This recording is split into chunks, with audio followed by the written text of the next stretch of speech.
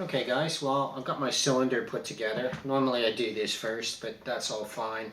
The first thing I need to do is make sure that all my batteries are charged, which they are. When you're out in the field, you do charging in camper vans or with, remote battery packs or campsites or wherever, where you just bring a lot of batteries with you to make sure you got them all. So these are my strobes, as they're affectionately called in the diving community. We can call them flashes. Basically, it's the same thing. You need artificial light underwater to take pictures. I mean, available light's possible, which we may or may not have talked about already. But in case we haven't, we need artificial light to light things up underwater. So, batteries in, make sure that we've got power. The main thing to remember when you're diving underwater is that you can't fix anything underwater like you can on land. If something isn't working on land, then you just correct it. Underwater, it's a bit of a different story.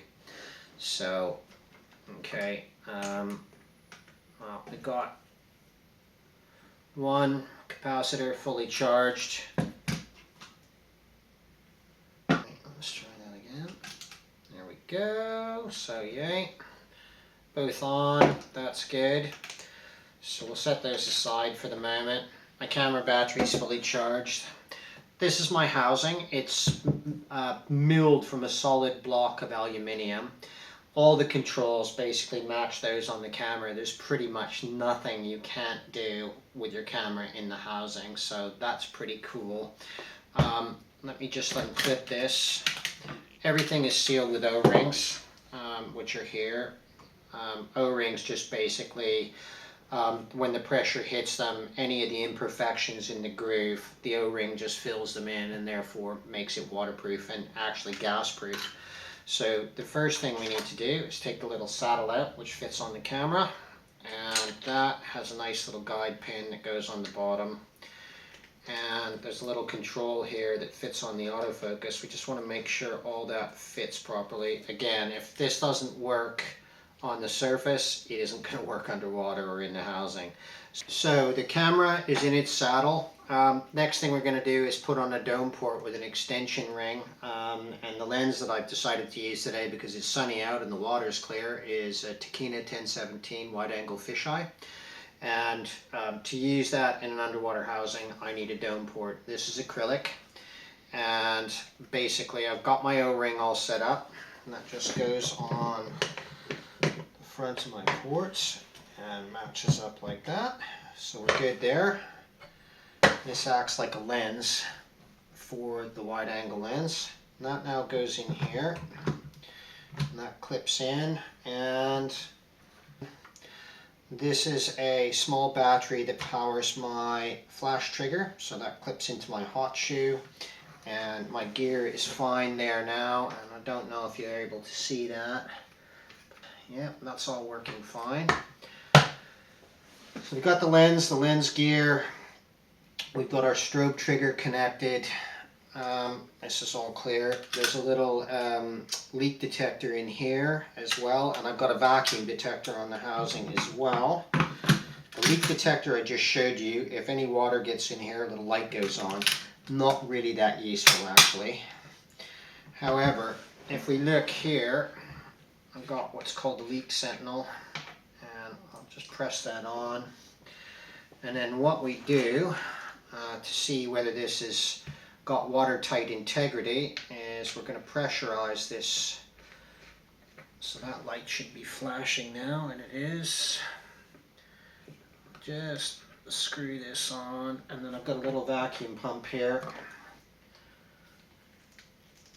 I've got some slicker ones available for various housing manufacturers, but this one works pretty good. Probably about 10 pumps. It will go green.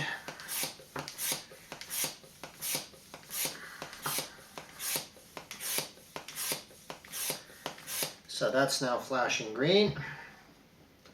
It's not let me down yet. You do have to check the button cell in here, and I always carry a spare with me just in case. So as long as that's green, I know that this is watertight and airtight as well. So there we go. Now I'm going to put my strobe arms on.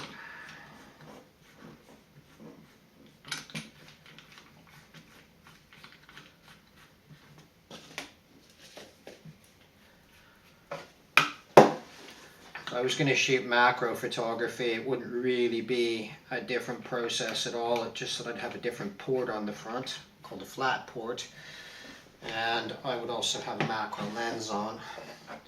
So all these O-rings here all have to be checked. Just for the sake of brevity in this video, I'm not going to do that here. So we'll assume those are all good. And we got power and everything. These then clamp in. Just a big screw. A little bit of a modeling lights come on there. Some of those go on.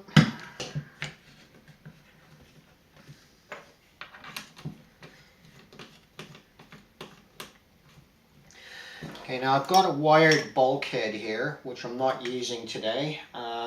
I find those are a bit more robust and a bit more reliable than fiber optic, but there's also possibility of leakage with the wired connection. With the fiber optic, everything is sealed.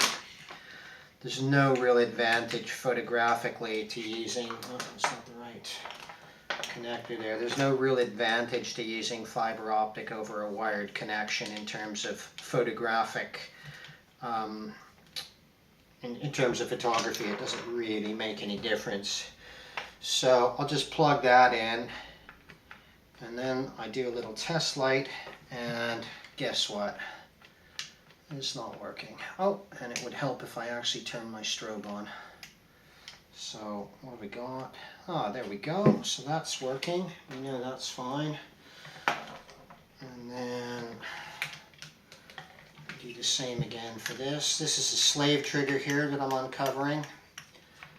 And if I want to use these strobes as remote slaves, all I do is take those covers off when I've got a wired connection, and I can place the strobe remotely on the bottom, and I can trigger it if it's close enough. Let's just do, so they're both working, and then the next test is, do they actually trigger when the camera's on?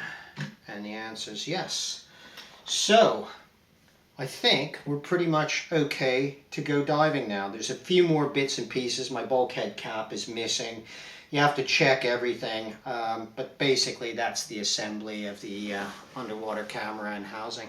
So 33 steps in all. I did count them out, but there you go. Anyway, that's what we have to go through every time, and we haven't even started taking any pictures yet. We've just prepared our equipment so far.